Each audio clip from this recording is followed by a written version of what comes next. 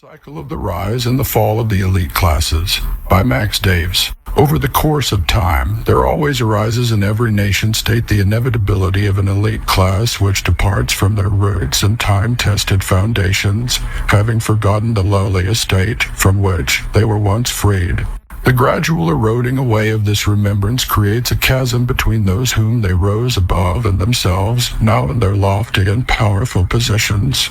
This chasm, when allowed to congeal and harden into rigid social strata over the successive generations, eventually gathers to these elites a great bounty of wealth and power to such a degree that it chokes off all others from upward mobility, opportunity, and influence in their own affairs, even as it strips them of freedom and liberty to make their objections known. These same ones embark upon a misadventure to mislead and corrupt the entirety of the nation. It is in this fragile state that the nation and its elite class is tested. For the conditions wrought upon the land surfaces what the elite and all others truly value in their hearts and minds. For it is there the cohesion of the values which guards and holds up the state or birthed and sustained or withered by the avarice and hubris of pride and fear. It is the great temptation of the elite to allow their blind ambitions and will to power to deceive themselves into creating their loss. This occurs when they see those whom they have charge over as threats to their prestige and power rather than the foundations upon which they are able to have their perch among the heights of the land. It is here many of the elite conspire with their fears and in their pride to spin intrigues with which to first manipulate, then subjugate their fellow citizens, having poisoned the tree of liberty with machinations and vices. These rebellious children of Belial, having forsaken that which is good and true, then turn and seek to sink their claws into the citizenry and devour them in the stupor of their prosperity and successes. This galvanizes those beneath them to action, fomenting rebellion against the now tyrannical ruling class.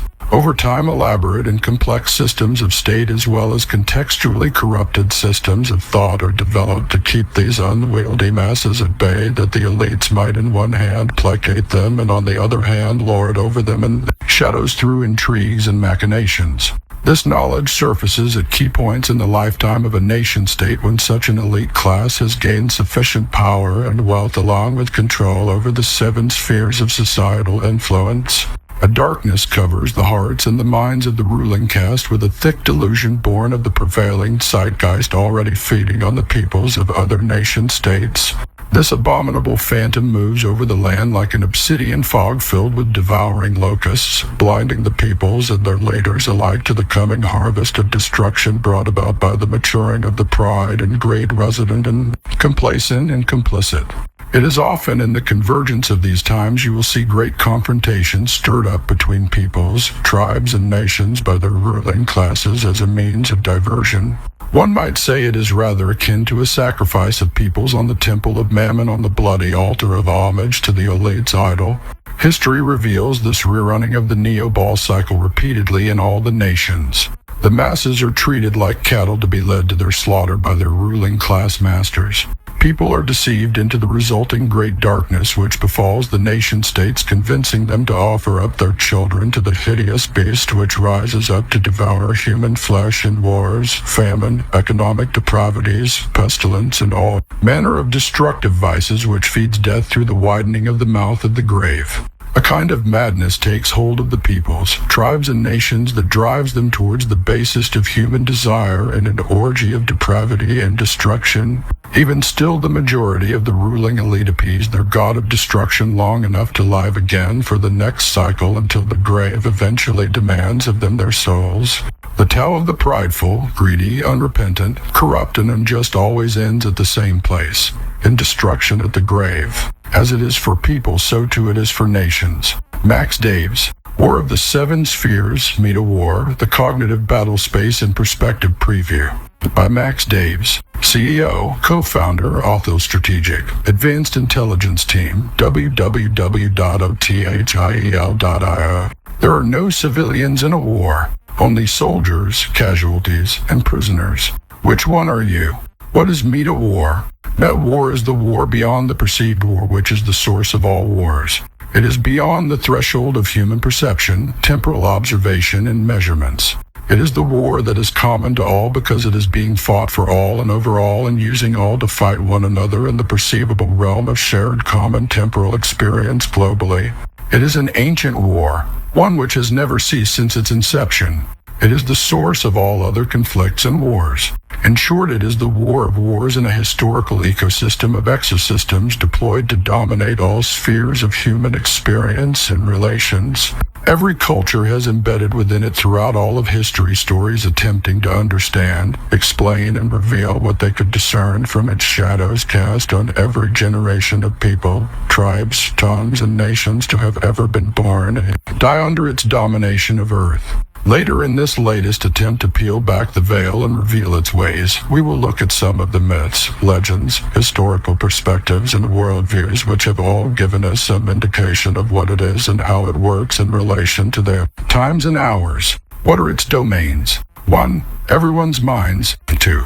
Everyone's bodies. 3. Everyone's souls. 4. Everyone's relationships. 5. Everyone's nation-states. 6. Everyone's 7 spheres of societal influence. Where is meta war fought? The first battlefield in any war is the one in one's own mind. There is your first indication of the meta war. You can only perceive its effects on your thinking and doing, and then and only then beyond you to the broader effects of it in others and the world in which you all have your temporal existence. In any war there is the first causality. The first theater of warfare is that of the domestic battle space. From your own mind to your family and friends through all areas of human endeavor and experience. Here we will limit it to the homeland and your own thinking. Altogether, they represent the Achilles heel of peoples and nations in wars when they are deceived into complacency and a false peace, as well as when their attention is diverted to the away field so much that they lose sight of the home field of the domestic front. It is the one which the 7 spheres of societal influence, wealth, and power represents. It is also the first to be prepped by hostiles during times of relative peace and security and in below the threshold warfare while the attention is focused on the away field battle space. Everyone is in a war whether or not they know it, acknowledge it, or desire either. We are in meta war. That war is beyond the comprehension of the greater majority of the people in it, and everyone is in it. There are no civilians in meta war, only soldiers, casualties, and prisoners. Everyone is a target and a proxy. This must be understood in the light of the 7 spheres and the Chinese concept of unrestricted warfare, which was born of the 7 military classics by Emperor Shenzong of Song in 1080. What are the 7 spheres of societal influence and transformation? The 7 spheres are key areas of society influence and interaction that can easily become the forgotten subdomains of warfare on the domestic front. The domestic battlefield is one that greatly impacts health, personal growth, and societal cohesion in community-building processes that can generate positive or negative societal trends in the arena of cognitive warfare. This is extremely critical as the nature of society and influence are prime targets for emergent threats and their influence and information warfare operations forming their cognitive warfare strategies and tactics. If left unprotected, the cognitive war will be lost as the national mission's critical areas for societal support, cohesion, influence, involvement, and overall functioning will lead to total national dissolution. This is why the spheres compose of a combined subdomain of societal influence indicators within the 7 spheres that make up of the following. 1. Social, family, friends. 2. Education and training. 3. Economic, financial, and workforce. 4. Technology and R&D. 5. Informational, media. 6. Arts and entertainment. 7. Federal, state, and local governments, civilian, law enforcement, and military. More importantly, these 7 areas overlap and influence each other dynamically, and they constantly become attractive targets to our adversaries. These are the areas that have been long targeted by hostile actors who wish to deceive, divert, distort, divide, and destroy national cohesion and consensus on addressing problems while poisoning what maintains a healthy, functioning, free, and prosperous nation. These 7 spheres are also the key areas where we must operate in cognitive warfare to turn the tide. This will not be simply through use of technology. It will be a much greater and complex thing to do. We will be getting into means and methods of fighting against the threats in the seven spheres in the second half of this white paper. Meanwhile, think on the following as a hostile influence weaponized process flow. Triggered response modality. Distort leads to deceive leads to distrust leads to divert leads to divide leads to degrade leads to dependence leads to devour and destroy. Problem. Societal cohesion fracturing. Negative transformation. Transactional, transformational, and relational entropy. Cultural vulnerabilities matrix. Transactional relationships are only as good as trust in those relationships. They are essentially an economic approach to social interaction. This lends itself to distortion which corrupted relationship into a more mercantilistic approach to how we treat and see one another. This has aided in the erosion of authentic, mutually beneficial, trusted relationships which are necessary for cohesion in society. Socioeconomic transactionalism transformed into psychosocial mercantilism, which led to the malady of the hypersubjectivism of the individual, eroding authenticity, trust, and cohesive community. This paradigm moved to identity crisis and a loss of a sense of worldview, family, and group affiliation, creating a vulnerability over time to the weaponizing of demographics by hostile influencers, which ultimately fractured and balkanized national mythos and sense of authentic patriotism as tribalism along socio-economic and political and decontextualized distorted worldviews. From cohesion to fractured demographical tribalism, tribalism replaced the concern for the broader community of communities, being the national cohesion. This has been further fueled from politicized and worldview internal triggering and external fueling. Domestic and foreign machinations and manipulations have combined with the proliferation of social media, incentive models based on numbers, and the distorted social marketing means and methods which amplify the need of user to hyper-competition for views and followers for monetization of their content. This led to the demographical balkanization and sensational tabloidation of news and information by users and organizations alike. When wedded to postmodern thinking, pre-existing entropy in citizens' critical thinking, and lack of digital media literacy, the perfect storm of ignorance and vulnerabilities created the present environment of confusion, chaos, division, and conflict. Here we also have the complexity of psychosocial cascade effects that impacts neurological and cognitive impairment cycles seen in such maladies as confirmation bias, feedback, blowback loops. These to have spread to all of the seven spheres of society, aggregating and amplifying the macro effects of all contributing factors. Being that we have developed as an overly hyper-transactional society at the expense of the authentic relational-focused community, the commodification of the social constructs and mercantilistic distorting of our relationship and community has increased the fragility of cohesion and vulnerabilities to hostile influences in our society. The means and methods of this are more than just technological. The technological means are a type weapons delivery system. Platforms are only as good as their creators and users. The exploitation of them are a function of pre-existing conditions, or rather vulnerabilities, resident in all three. That is where the complexity grows and the desire to treat symptoms becomes the temptation at the expense of the root causality. Hence why I said earlier that the battle space was prepped over time long before the resulting maladies of their exploitations emerged. To effectively turn the tide, we must first accurately map those means and methods over that period of time to have a proper foundation of diagnosis from which to develop the remedy. Our seeds of our present situation were sown long before the advent of the proliferation of technological means and methods came into play. What most are focused on here are the fruits of the planting which germinated in the nation, not the root causality genesis of the planting of those seeds in the first place. Thusly, we are overly focused on the symptoms and not the root causality.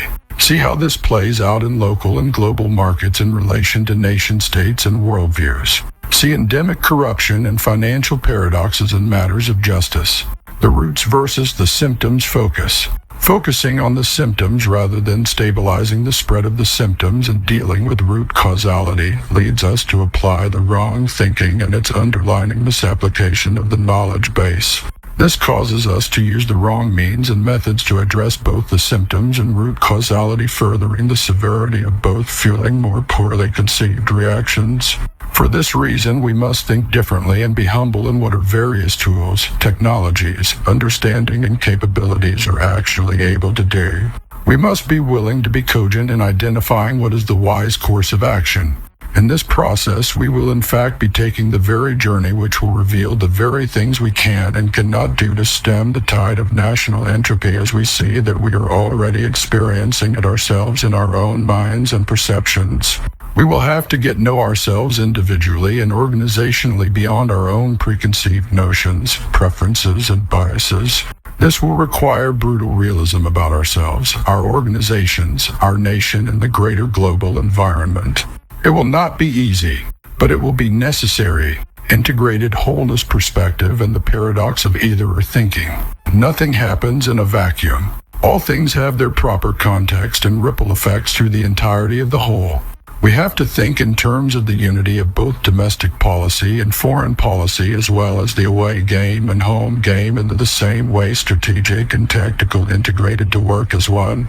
To your point, those are not either-or paradigms. They are both in paradigms. What allows for the seeds of division and destruction to be sown, nurtured, and bear fruit in society is seen in how the influence operations and cultural entropy were prepared for them. That means going back in time to look at ourselves as a nation, its domestic and foreign policies, as well as the interplay of the nations we were dealing with in the context of global environment. That global environment is increasingly disordered and chaotic. The seven heads of chaos. Tiamat is always lurking about seeking to take advantage of the confusion. This man or metaphorical dragon desires to use the chaos to distort, deceive, divert, divide, and destroy by causing tumult in and between the sea of the peoples, tribes, and nations. This is likewise true regarding matters of government. I would say that this is as much the target as is the peoples and tribes. All this we are seeing presently. The ancient serpent is seen clearly in the archetypal red dragon with seven heads motif. The symbols point to a deeper reality of cause and effect. As I have stated in many ways, the seven heads represent the seven spheres of societal influence and transformation. Where and how are the seven spheres used against itself? Well, by sowing confusion, fear, division, conflict, and chaos within the spheres by hostile actors who are agents of distortion, deception, and discord to bring society into the chaos which is used as a means of diversion to divide and destroy and vestige of resistance against the hostiles' objectives or conquering the nation and its people. One cannot tame the dragon of chaos by attempting to control it. Chaos by its nature infects those drawn into its trap of fear and uncertainty. Rather use the chaos against itself. Then you will find that it will force itself towards order. Using the chaos will allow it to become a useful tool to mitigate it while gaining the advantage over one's adversaries who seek to create it among you. Your unpredictability must be nested inside of your predictable patterns, which lures your adversaries into a trap of their own making. Use their pride against them.